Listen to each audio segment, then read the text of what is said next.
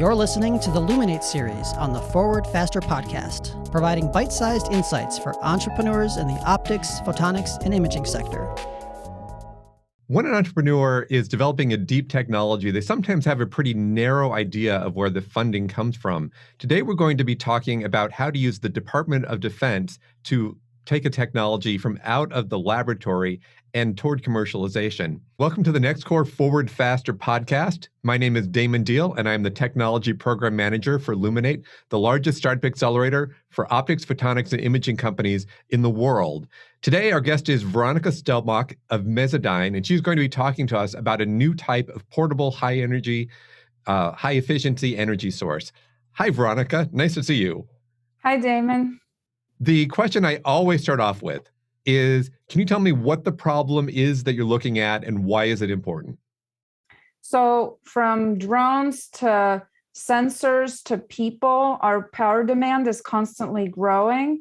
And the technologies that we have, especially in the smaller side of things, is not sufficient to provide the power that we need. So essentially, batteries are not enough. And Mesodyne is developing a new kind of power generator that enables compact, efficient, long-endurance power generation anywhere, anytime, and from any fuel.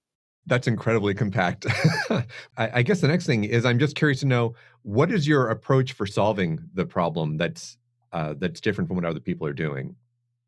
So the problem with portable power today is that you only have a couple of solutions available. Batteries, on one hand, they're small, but they have short endurance, or you have to keep recharging them. The internal combustion engine is higher energy density, which means that it can last a lot longer, but it's also a lot bigger. And as you miniaturize an internal combustion engine, it loses its efficiency, and it's also very loud, and it generates smoke and smell. So fuel cells have been developed to try to bridge the gap between the two, but fuel cells require specialized fuels. So there's no easy solution for portable power today. I guess one more solution is also just solar panels and wind turbines, but those are typically larger installations, and they also have a larger footprint. So there's no compact, lightweight, efficient power solution today that's designed for long endurance applications.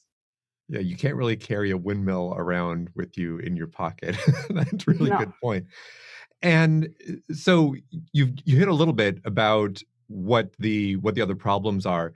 What is your advantage over those things right now as far as your product goes? So the way that our generator works, we call it the LightCell because it converts fuel to electricity via light. So there are no moving parts. So unlike an internal combustion engine, it doesn't generate vibration. It's very quiet. Also, the way that we burn the fuel, it's a very clean combustion because it's a very high temperature combustion. So there's no soot or particulates, smells, things like that. And also the reliability is in principle a lot higher because it's a solid state energy conversion. There's no moving part that can wear out. The comparison with fuel cells is, as I mentioned earlier, the fuel. We don't have a restriction on the fuel that we can use. We can in principle use any fuel. So whether it's propane, butane, natural gas, or Coleman liquid camping fuel, diesel, gasoline, or even hydrogen in principle. We can in principle use any fuel. That's remarkable. One thing that from you and I talking before that I would really like to bring out to the viewers is you have a really interesting path to market, I feel. So could you talk a little bit about how you are taking your product from where it is now out to commercialization?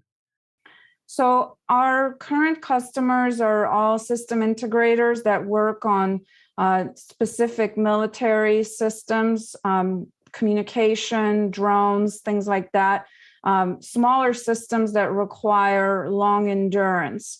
And we've started with these military markets because there's a critical need for a solution that's long endurance, compact, efficient, portable power.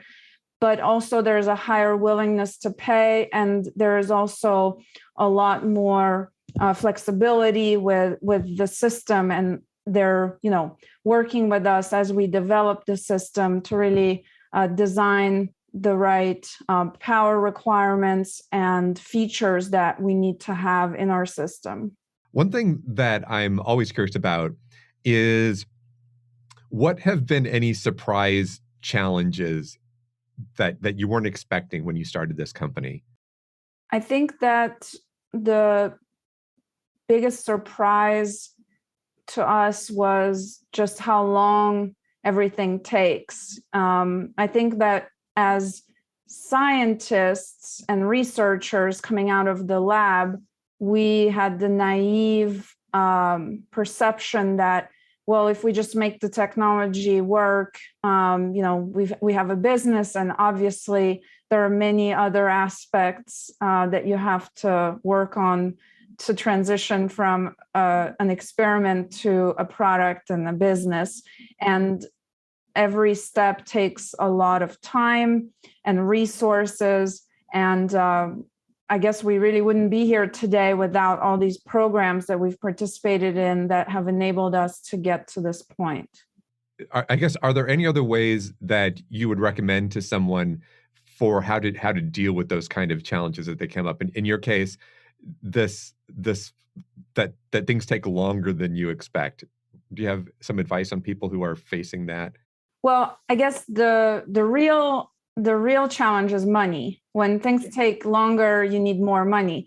And the challenge when you're an early stage deep tech startup is that, there are grants and things like that are available, but they're on, longer time scales. And so part of the benefit of participating in some of these programs, in addition to the mentorship, is also just the financial support and having this additional support to get you to the next milestone and the next phase. I guess I didn't mention that Mesodyne is part of the Luminate cohort for this year. So yeah, we're very happy to have you in the program. Those are all very nice things to say about us. We appreciate it. So what prompted you to become an entrepreneur in the first place? First, I guess, where did this technology come from in the first place? I guess is the first question. So the technology was initially developed at the MIT Institute for Soldier Nanotechnology.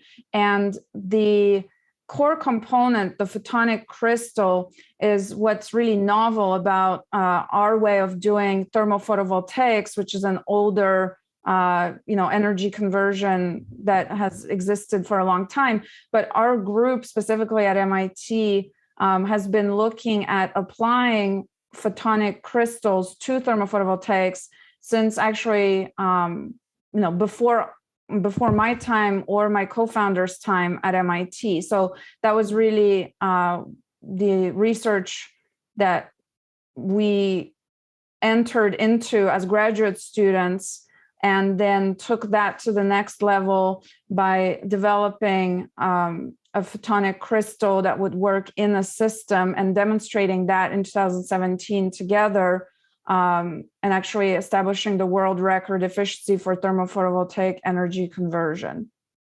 So you said that this existed before you joined. So just in terms of intellectual property, what was the path outward? So you had probably some intellectual property tied into the university to begin with. And how are you working with that right now? So we have the exclusive license to the technology, to the patents that are relevant at MIT. Mm-hmm. But they were filed through MIT during our graduate studies. Okay. And not everybody in graduate school decides that they're going to run out and commercialize their thesis. So what prompted you to do that and have the confidence to do it?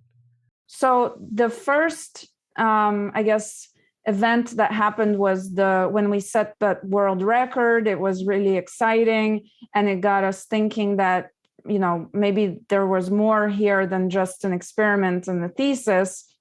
And maybe we could actually take this to the next level. And our advisors at MIT were very supportive. They actually recommended that we take a class called Energy Ventures, where we were paired with some business students and got a first taste of, what it's like to write a business plan. And then that led us to participate in another accelerator at MIT called Delta V, where we did like a deep dive into the business plan over the course of a summer. And then we actually joined another program that was a direct sort of introduction to the NSF I-Core methodology. And so then we participated in the National I-Core, which enabled us to talk to more than 120 potential customers and learn more about, the customer discovery process. And then after that, we actually received our first NSF Phase 1 award. So that was kind of the real start of the company, because now, you have money to open your office and hire at least one person.